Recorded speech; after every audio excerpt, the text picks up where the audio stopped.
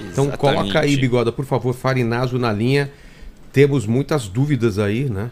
Bastante. Essas movimentações militares aí. Pode já começar, Marcílio, também. Ele tá na linha já? Já tá. Tá com probleminha de conexão. Tá com probleminha. Ele tá entrando já. Dessa movimentação, Marcílio, o que você sentiu? Não só da movimentação que está acontecendo no Oriente Médio, mas na Europa e a China, como o que está falando, a Espanha, a França. Acho que é bem interessante esse analisar o posicionamento de cada um dos países, né? Por exemplo, com certeza essa guerra, o país que mais vai sofrer impacto é a China. Porque a China tem muitos investimentos no Irã. O Irã ele faz parte do Roden Belt, o Irã faz parte da OCX, que é a Organização para a Cooperação de Xangai. O Irã ele recém entrou nos BRICS em 2024, também com muita pressão dos chineses. A China em 2021 fez um acordo de cooperação com o Irã, com a promessa de investimentos de quase 400 bilhões de reais aí, em um prazo bastante longo. Hoje, quando você pega o petróleo que o Irã exporta, quase 80% é em direção à China. Então a China utiliza o Irã como uma possível alternativa, uma rota terrestre para ter acesso ao continente europeu. Então, uma queda do governo do regime dos ayatollahs prejudica demais os chineses. A pergunta que a gente até vai colocar para o Farinazo também, se existe uma possibilidade de intervenção da China, já adianto o que eu acho, considero que não, Vilela. Por quê? A China não tem nenhum acordo de defesa, de obrigatoriedade de defesa mútua, de defender o território iraniano. Se houvesse esse tipo de acordo, como existe a OTAN, por exemplo, ou como existe o acordo entre Rússia e Coreia do Norte, aí beleza, mas a China não tem nenhuma obrigatoriedade de defender o território. Além disso, eu vejo hoje a China muito mais centrada em responder ao direito internacional, em cumprir as ordens do direito internacional e tentar se vender uma alternativa menos radical, menos extremista do que os Estados Unidos. Então, para a China fazer uma intervenção em um conflito que não pertence ao território chinês não faz o mínimo sentido. Além do que, a China, o pensamento do Partido Comunista Chinês, eles são muito estratégicos. A China sabe que um dos grandes gargalos, um dos grandes problemas para eles é justamente a dependência muito grande que eles têm do petróleo, que vem do Estreito de Hormuz. A China tem reservas para pelo menos 5 meses, estoque de petróleo para 5 meses, para um eventual problema que possa dar, como está acontecendo, por exemplo, no Estreito de Hormuz. A gente vai chamar o Farinazo, né? Vamos lá, o Farinazo está na linha, vamos colocar ele na conversa também. Tá escutando a gente, Farinazo? Tudo bom, Vilela? Tudo bom, professor Ricardo? Tudo bom, Fala, gente? Farinazo. A gente pensa em te deixar descansar, mas o mundo não deixa, Farinazo. Pô, sábado eu gravei 11 entrevistas, cara. Não Média imagino. 7 por dia. Caramba, sua vida deve estar não só gravar entrevista, mas também... Não, então, mas também durante a madrugada, quando acorda, ficar recebendo todas as atualizações, né? É porque a gente trabalha, na verdade, com o fuso. Você tem que olhar as bolsas do Extremo Oriente e o Oriente Médio, né? Então é difícil. Eu voltei da China no mês passado, cara. Pois é. Eu tava todo atrapalhado já com o fuso horário e ainda... Eu cheguei aqui e já tinha um monte de coisa para fazer. Quer dizer, faz um mês que eu tô sem sossego nenhum. Pois é, e nas últimas guerras que a gente tem percebido também é muita informação falsa, muita imagem de inteligência artificial. Fica difícil também saber o que é real e o que não é, né?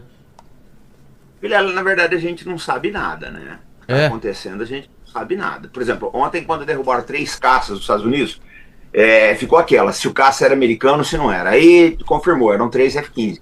Mas a gente não sabe ainda como é que foi essa derrubada aí, né? Eu tô vendo aqui o pessoal, deixa eu cumprimentar o pessoal que eu não conheço, o Lito Souza, o Thiago Lima, Mashima Brasil, tá? Mandar um abraço para todo mundo que eu tô vendo aqui. Desculpa aí se eu não ver alguém aí, gente, desculpa a indelicadeza aí aqui. Tranquilo. Internet, uma boa noite para todos aí. Boa noite. Eles vão entrar remotos depois.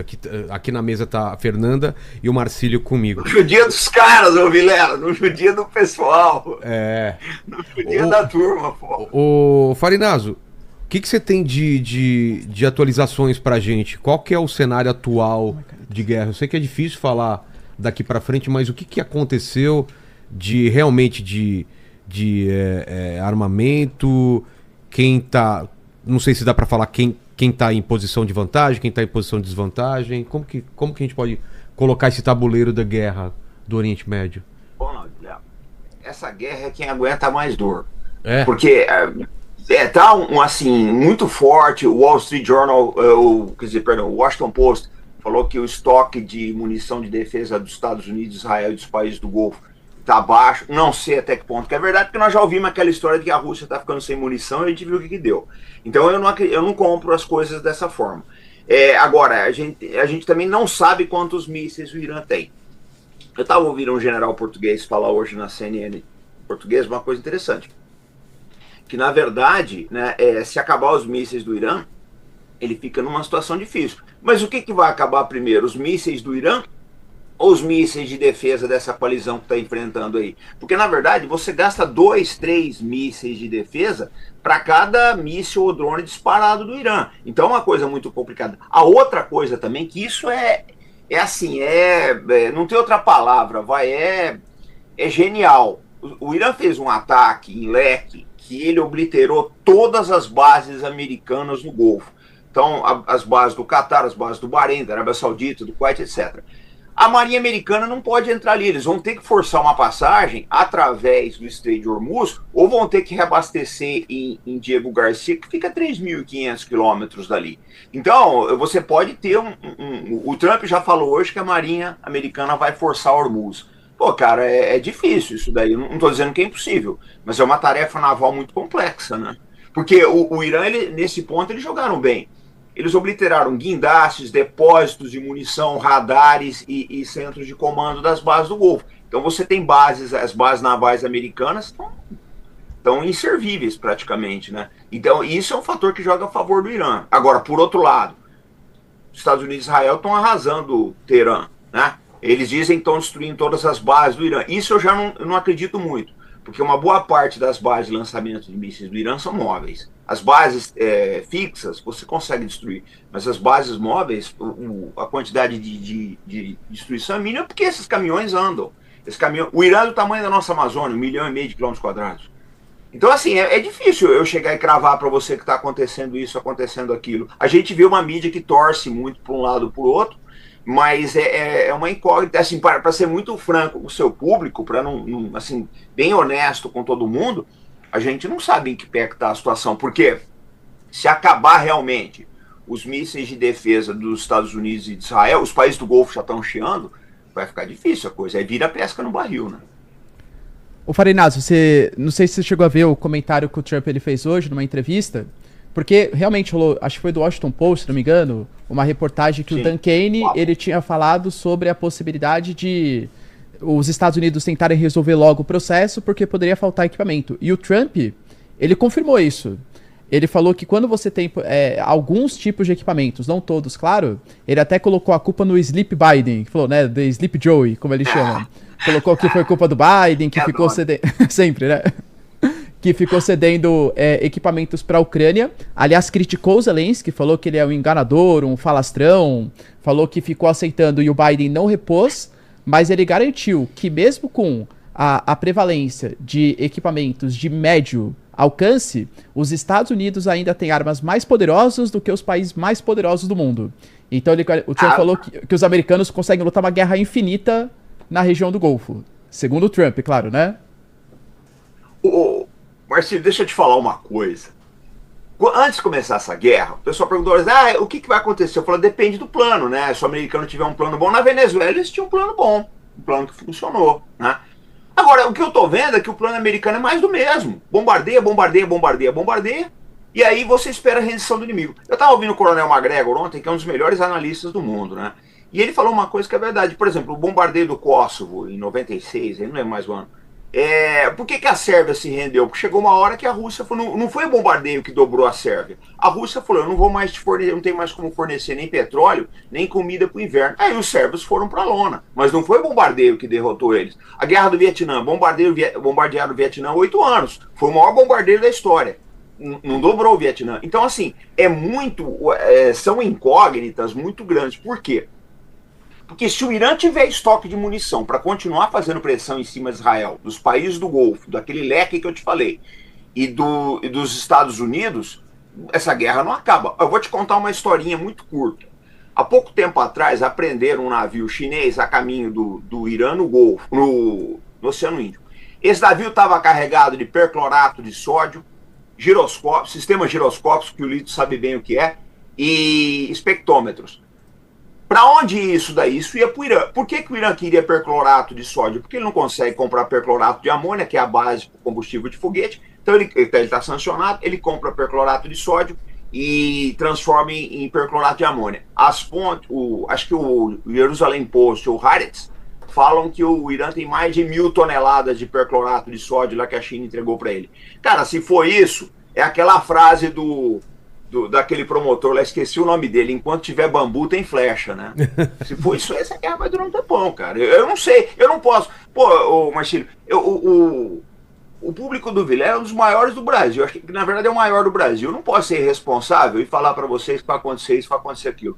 Mas o que eu tô vendo, no geral, é uma queda de braço e quem tiver mais munição vai durar mais no campo de batalha. Agora, eu vou ser bem sincero, uma coisa é certa nisso tudo. O Trump não esperava essa reação. E, Farinazo, eu vejo quase todas as lideranças americanas, o Marco Rubio falou sobre isso, o Pete Hegseth, o próprio Trump, garantindo que não vai ser um Afeganistão 2.0 ou um Iraque 2.0. Vamos imaginar que eles não consigam derrubar o regime dos ayatolás e até para, eventualmente, não ficar feio, enfim, eles tenham que fazer uma intervenção terrestre no Irã. Você acha que eles conseguiriam, com a capacidade americana, eventualmente derrubar o regime do Irã? Tudo depende do plano. Eles têm um bom plano. Boots on the ground americano nunca foi um bom plano. Não foi na Coreia, não foi no Vietnã, não foi no Afeganistão. Se for agora, boa sorte. O Saddam tentou 8 anos com o 5º maior exército do mundo.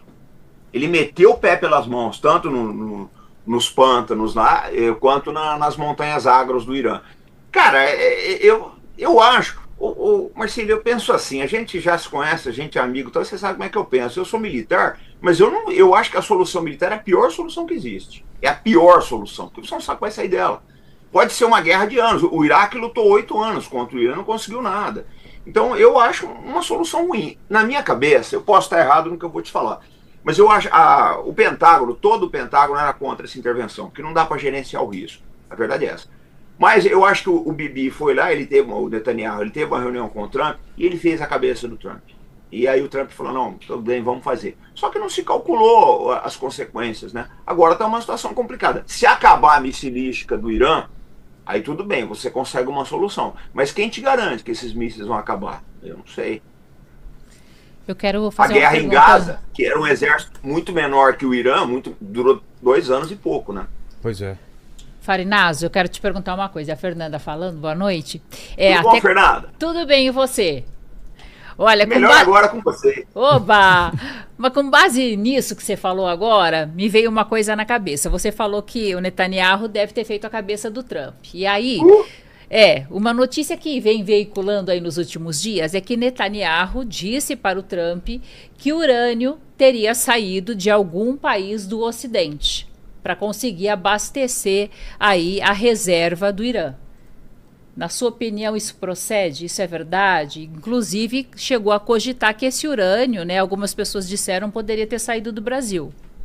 Ah, isso é lorota. O Irã compra, tem montes de lugares que eles podem comprar urânio. E, é bom. E o Netanyahu está contando essa história do Irã fabricar bomba desde 1994. Esses dias o Giorgio Napolitano colocou todos os vídeos todos os vídeos do Netanyahu falando da bomba. Ele fala da bomba iraniana desde que ele tinha cabelo escuro. Né? Pelo amor de Deus, o Irã não seria tão incompetente de levar 30 anos para fazer uma bomba atômica. O maior empecilho à bomba atômica iraniana, os israelenses mataram semana passada, que era o Khamenei. O Khamenei não queria a bomba e em 2003 tinha uma fatwa do Khamenei proibindo a fabricação da bomba. Eu acho que eles podem ter removido o principal obstáculo para o Irã fazer uma arma nuclear. Isso é desculpa do Netanyahu. Desculpa dizer, é desculpa dele. Ele tá contando essa lorota aí tem 30 anos e nunca fica pronta. A bomba do Irã, já foi ele vai na ONU, tem foto dele na ONU mostrando uma bomba. Pelo amor de Deus, gente, a gente sabe que nós estamos lutando uma guerra por causa de petróleo, né? Ele pode enganar quem ele quiser, né? O pessoal aqui da extrema-direita brasileira que adora louvar o Netanyahu, ele vai enganar. Mas para quem estuda geopolítica do Oriente Médio, sabe que isso é petróleo, uma briga por petróleo. E você acha que esse conflito pode alterar o equilíbrio global de poder? Pode, se os Estados Unidos perderem, porque se os Estados Unidos perderem, acabou o governo Trump, né? Acabou, o Trump vira um pato humano. Ele vira um pato-manco.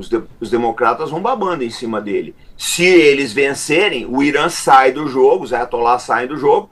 Provavelmente eles vão fracionar o Irã em vários países, aí Baluquistão, Kurdistão. Kurdistão duvido muito por causa da Turquia. Mas eles vão... Uma vez eu entrevistei um sheik iraniano, ele falou uma coisa que é verdade. Que ele falou, a gente acha que os Estados Unidos quer transformar o Irã num Japão islâmico, né? Num país subserviente aos interesses americanos mais islâmicos. Então, assim, aí muda tudo, porque aí a rota da China vai ficar comprometida, o sul da Rússia pode pegar fogo por causa do Cáucaso, mas, de qualquer forma, se houver quem ganhar aí, porque sabe o que acontece? Nada substitui um sucesso militar, nada, não tem substituto para um sucesso militar nessa vida. Olha, quando o Stalin vence a Batalha de Stalingrado em 43, ele chega na Conferência de Teherã meses depois e o Churchill dá de presente para ele uma espada de ouro. A Rússia entra no rol, a União Soviética entra no rol de grandes potências com a vitória de Stalingrado, né? Os vietnamitas têm a vitória em Dien Bien Phu contra os franceses em 54 e obtêm a sua independência. Então nada substitui um sucesso militar. Quem conseguiu um sucesso militar nessa guerra, a não ser que haja um grande impasse, mas quem conseguiu um sucesso militar nessa guerra aí altera os acontecimentos, né? Se o Trump perder essa guerra, o governo dele... complicado, né? É difícil fazer um prognóstico, porque a gente não sabe o arsenal de um e de outro. Farinazo, eu queria que você desse a sua opinião sobre o posicionamento da Rússia e da China nesse conflito.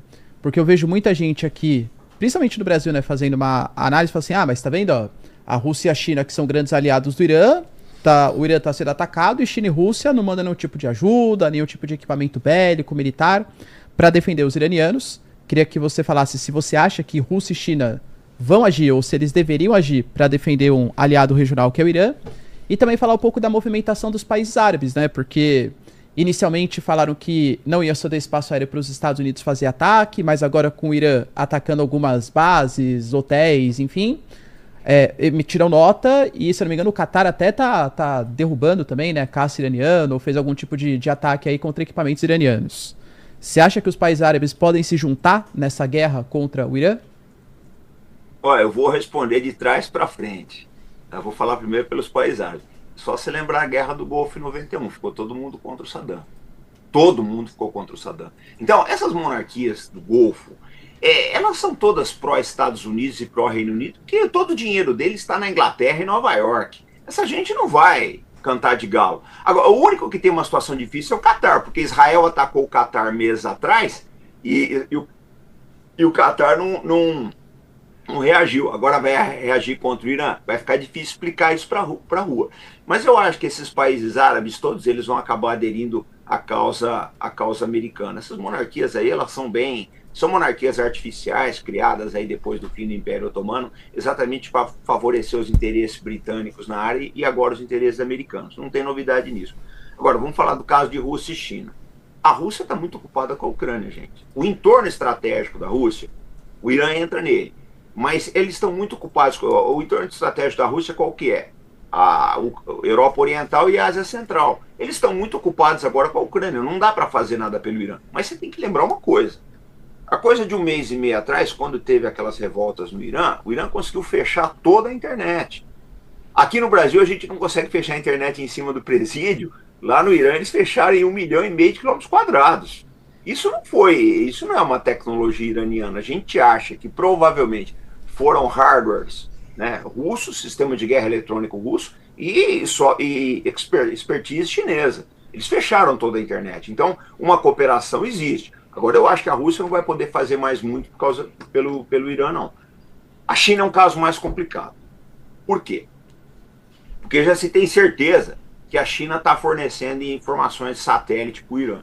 Tá? Isso é certeza. Os impactos do Irã são muito precisos para você não ter uma inteligência satelital, tá? Um sistema de guiagem de satélite. Coisa que o Brasil deveria olhar, porque a gente não tem essa capacidade. Então a China já está ajudando o Irã.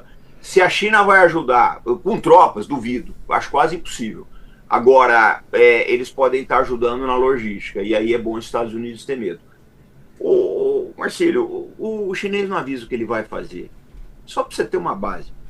Na vitória chinesa, na vitória dos vietnamitas contra os franceses em Dien Bien Phu em 54, Só agora, passados 72, 70 anos, que a gente está sabendo o que foi que aconteceu. Que havia um grupo específico do exército chinês, tá? O CEMAG, ali em Dien Bien Phu, a gente sabia do fornecimento de peças de artilharia, mas havia um grupo de militares assessorando o ZIAP. Demorou 70 anos para a gente saber isso daí. Eles são muito... Olha, eu tive na China, fiquei quase 3 semanas, eu visitei 7 cidades. Eu só vi o exército chinês na Praça da Paz Celestial. De resto, eu não vi mais. Eles têm um secretismo muito grande. Então, vocês não esperem que a China vai lá no Instagram mostrar a tropa dela indo para o Irã. Não vai ter nada disso. Se eles ajudarem o Irã, vai ser uma ajuda extensa, mas a gente vai demorar muito tempo para saber. Agora, uma coisa eu digo para você, né? Isso eu posso te adiantar. A precisão dos ataques iranianos, pô, camarada, isso aí não é coisa que o Irã faz sozinho, não. Melhorou muito o índice de acerto dos mísseis de longo alcance deles aí. Então, a gente suspeita que eles não estão fazendo isso sozinhos. Mas eu não tenho como chegar e eu seria irresponsável com o teu público se eu falasse que isso daí é obra chinesa. Farinazo, por falar em China, estarei lá na China em abril. Aí vou pegar umas dicas contigo, hein? Ah, tá, fica à vontade, cara. Pô, você vai adorar aquilo lá. É, vou te passar no WhatsApp agora o roteiro para você me falar o que tem para fazer lá, tá bom? É coisa de louco, cara. Não, eu sei que eu vou ficar impressionado. Farinazo, você passou em Shenzhen? Quando você foi? Você passou em Shenzhen? Passei. Eu fui lá em Shenzhen visitar a sede da BYD. Até dirigi um carro lá, o Rodrigão do Três Irmãos colocou no vídeo aí. Legal pra caramba. Eles são muito tecnológicos. Por exemplo, a gente tem o Pix, né? O Pix você precisa ter internet para você fazer um pagamento. Com o Alipay chinês você não precisa ter internet, porque quando você abre o teu celular, mesmo que você não tenha internet, o lojista vai lá e ele pega teu código de barras e ele faz a tua cobrança. Então, tecnologicamente, eles estão muito mais à frente do Ocidente. Aí você vê, em Pequim você não vê carro a combustão, você só vê carro elétrico. Eles estão correndo, eles estão em projeto de desenvolvimento, né? Então, a gente tem que prestar atenção nessas coisas aí. Não estou dizendo que está certo ou que está errado, mas eles estão indo atrás da vida deles, né? Claro, claro. Obrigado demais, Farinazo.